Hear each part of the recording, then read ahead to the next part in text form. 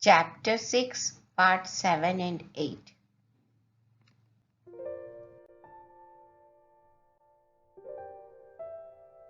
Part 7, The Sporty Place of Shripads. A year elapsed since the birth of Shripada Shivallabha. He started attending the conferences of scholars along with his grandfather, Sri Bapanare, even when he was a child of few months' age. Sri Charan used to walk freely, deliver discourses on scriptures, and perform wonderful miracles even when he was a boy of few months' age. The residents of Pitikapuram were thinking that a great scholar who died entered into the boy and was performed at these miracles. They were also thinking that Bapnare and Raja Sharma were wrongly considering him as an incarnation of Datta without giving proper medical treatment to the boy, and that was not an acceptable matter. As Pitikapuram is Padgya Kshetra, an important Kshetra for the departed ancestors, and as there were some tantrics who could speak with dead souls resided in Pitikapuram, such arguments gained strength. As I came from Malayadripuram, I was washing the cloths in the houses of Sri Bapnare and Sri Raja Sharma. The washerman who was washing the cloths in the house of Narsavadani died due to the old age. He had one son who migrated to Kokandam called Vyasapura Agraham. Therefore, I was engaged to wash the cloths in the house of Narsavadini. Since I was attached to the family of Sri Bapanare from my childhood, I gradually changed to be a person having auspicious will. The flame of spiritualism glowed in me. Instead of personally washing the clothes of Sri Narsavadini, I entrusted the work to my eldest son Ravidas.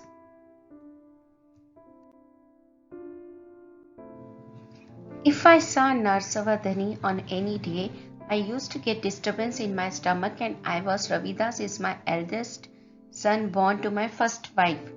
Instead of washing Narsavadini's cloth myself, I was getting the clothes of Narsavadini washed by Ravidas.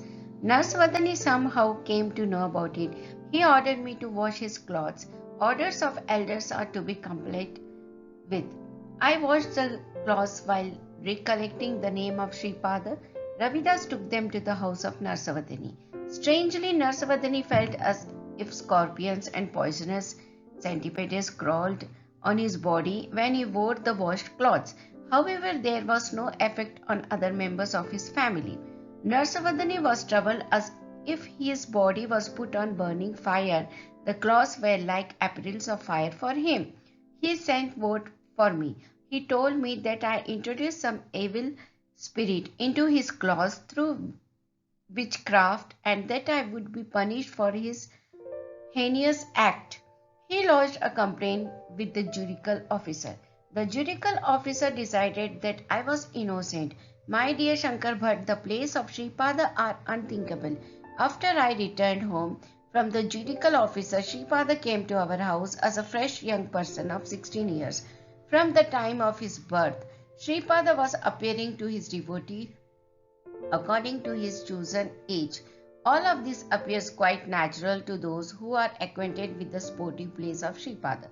With utter excited amazement, I submitted, Sir, you are born in a superior Brahmin caste. It is not good for you to come to the colony of washermen. For that, Sripada replied, Who do you think Narsavadini is? He is a washerman carrying a load of sin on his head comparable to a washer's bundle, whereas you are a washerman yearning for the knowledge of the Absolute.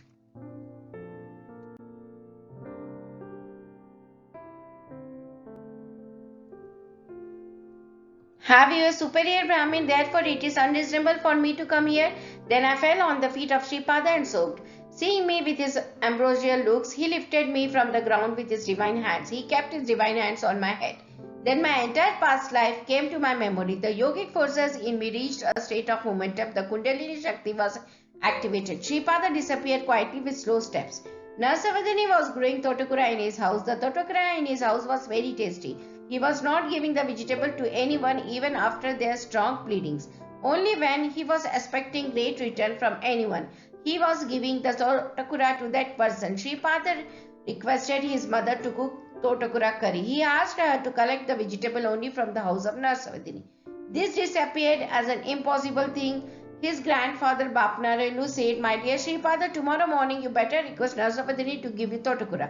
I will carry you to their house. If Narsavadini will not oblige, you should not insist about that matter." Shripada agreed to that.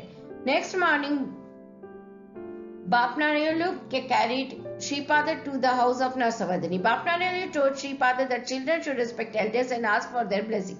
Shripada agreed. Narsavadini sat on the veranda of his house. He was having a shikha on his head.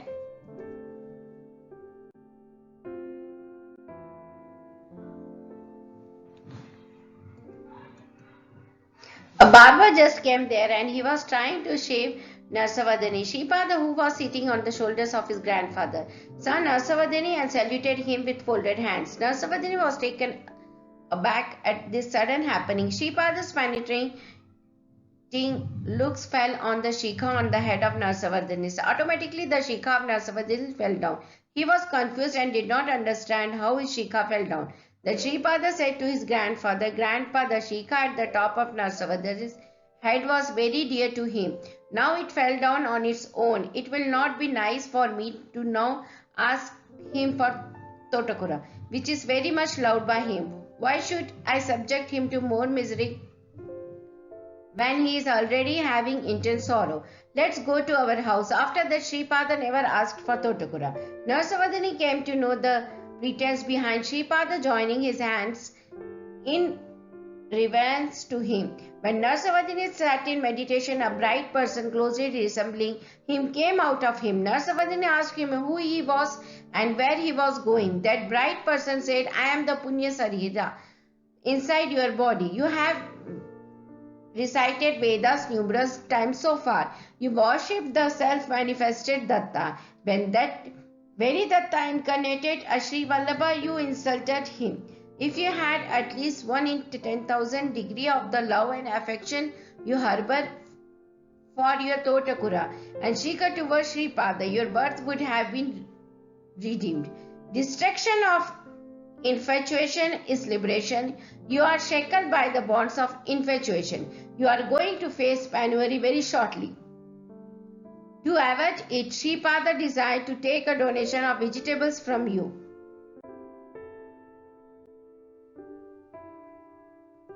Had you offered him Totakura as requested, the impending poverty would have been neutralized. Not only that, you would have been granted with wealth. You have spoiled such an opportunity on your own. Even then, Shripada is an ocean of mercy. He is going to conceal his present incarnation and will take another incarnation. At that time, you will take birth as a poor Brahmin. You will grow Totakura in your house even then. At the appropriate time, I will re-enter your body. Afterwards, Shripada will visit your house and eat the curry of Totakura cooked and served with love. He will grant you riches. I am, however, leaving you for the present. The salutation of Shripada was not intended for you. It was a command to me, an embodiment of your merit, to leave you and merge with him. As you received the salutation of Shripada, you lost the merit personified in my form residing in you. Only the personified sin remained in you. Saying so, the Punya Purusha merged in Shripada. From that time onwards, the living conditions of Narsavadini deteriorated. No one cared for his word. The luster that was in his body disappeared. Cholera spread in Pitikapuram. Many people were dying. The doctors concluded that due to the pollution of the water, bacteria was growing and it was responsible for the spread of the epidemic.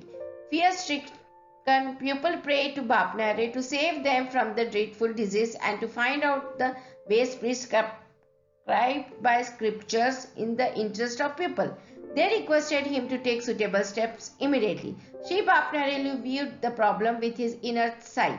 He found out that the disease was caused by pollution in the airy hemisphere and not due to the pollution of water.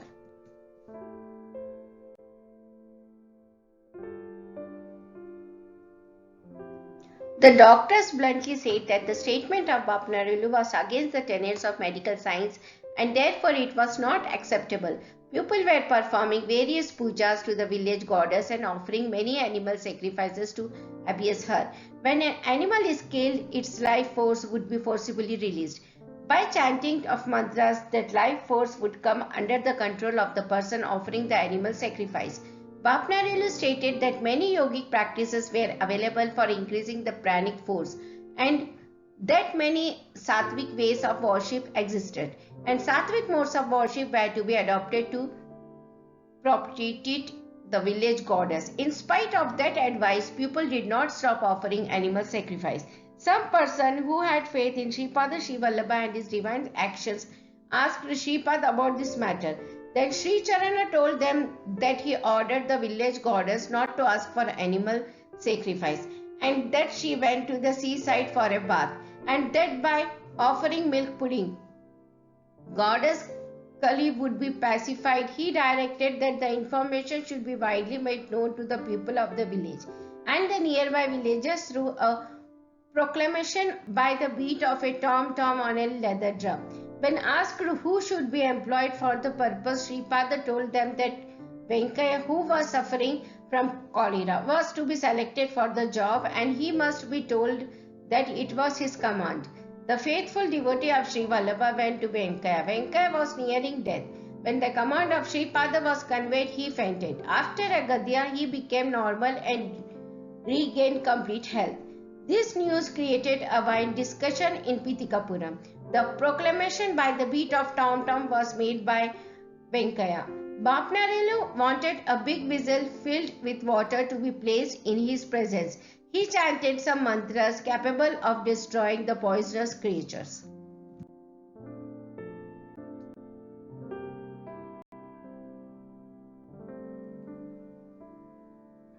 In the same way, I want to make the Sri Shaila Mallikarjuna Lingam also very powerful as it gives a liberation by mere sight. You are a truthful sage.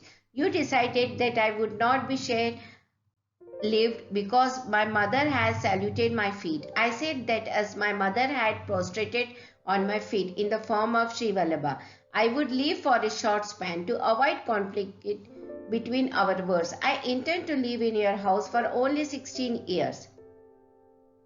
Have to grace the spiritual aspirants who desire liberation from the worldly bonds. You want that I should live forever. I would fulfill that also. This magnificent divine shape bearing the name Sripada Srivallabha would be concealed even after the advent as Narsavardhani. Saraswati, that this Sripada Srivallabha form would stand as an internal reality.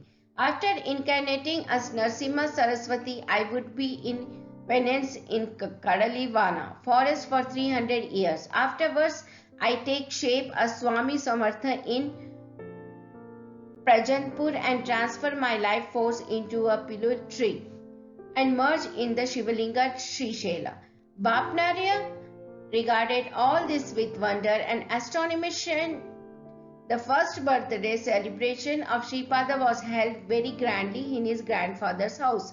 A strange thing happened that day in Pitikapuram when Narsavardhani the priest and some others went to the Sri Kukuteshwar temple in the morning. They found the idol of the self-manifested Datta missing. The news of the disappearance of the idol spread like wildfire in the village. A tantric who was jealous of Narsavardhani undertook propaganda that Narsavardhani, who was cultivating evil practices, was the one who caused the disappearance of the idol.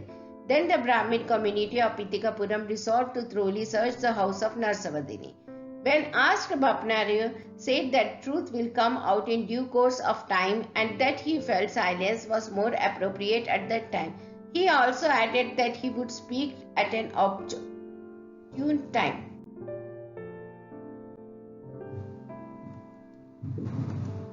When some portions in the house of Narsavardhani were dug out, human skulls and some articles connected with evil rituals were found. Even though Narsavardhani was innocent, he was stamped as a practitioner of witchcraft and evil worship. His health was going down day after day. There was a barren cow in his house. It was also treated as an ox and used for agriculture activities. Narsavardhani did not feed it properly. The tantric introduced an evil spirit into that cow. It broke its tethers and became white. It picked the inmates of the house with its horns and destroyed the Totakura garden, developed with love by its master. No one could bind it with a rope. It was the day of the annual ceremony of Narsavardhani's mother's death. Curries and some other victuals were prepared sumptuously. That cow ate the preparations in the cooking place of the house of Narsavardhani. The guests of the ceremony finished their meals by that time, but the housemaids had not yet eaten. Shripada was compelling his father Raja Sharma that they should go to the house of Narsavardhani. Raja Sharma took Shripada with him and stood in front of the house of Narsavardhani. In the meanwhile, the cow of Narsavardhani came out. Shripada asked his father to keep him on the ground. The cow went around Shripada thrice and afterwards is prostrated before the holy feet of Shripada and died. This incident was commented upon by the people of Pitikapuram in various ways. They narrated that poison was mixed inadvertently in the gurries. The holy guests of the ceremony were luckily saved, but the cow died of the poison. It was also held that Narsavardhani would be guilty of killing a cow and that sin would affect him.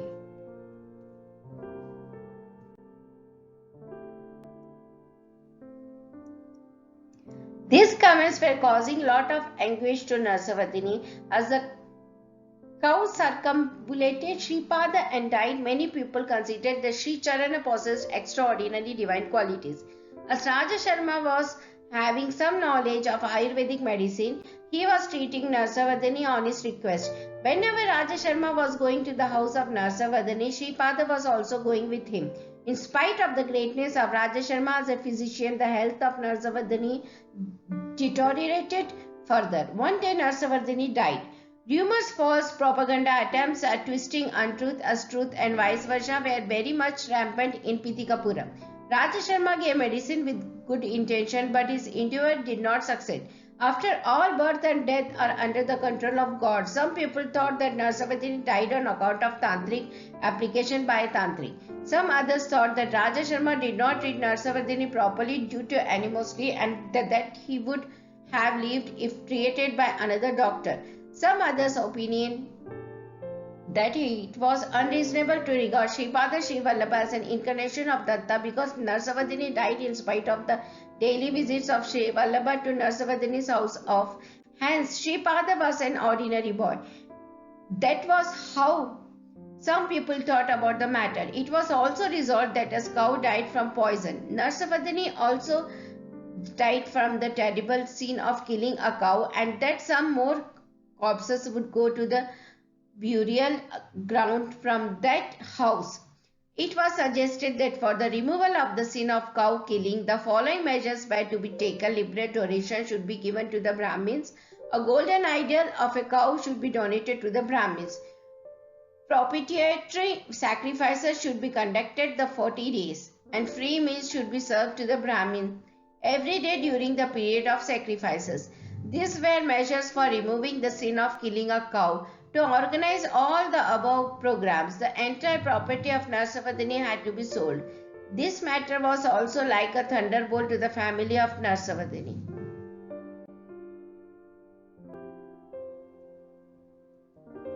The corpse of Narsavardhani was carried to the burial ground for the funeral. Raja Sharma, Shripada and Sri Bapner consulted the family members of Narsavardhani.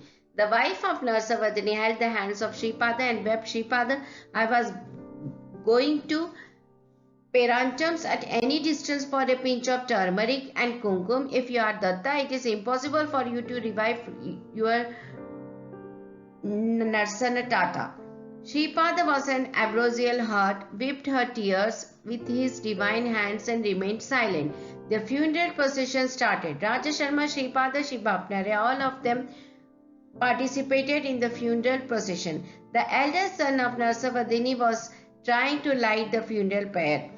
2 drops of tears from the eyes of Shripada fell on the ground. With a thundering sound, Shripada said, Oh, I saw a son lighting the pyre of a dead father, but I have not seen a son lighting the pyre of a living father.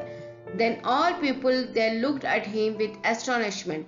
Shripada slowly touched with his thumb the center point of the eyebrows of Narsavardhani on the pyre and again touched his own center of the eyebrows. Narsavardhani was slowly regaining consciousness.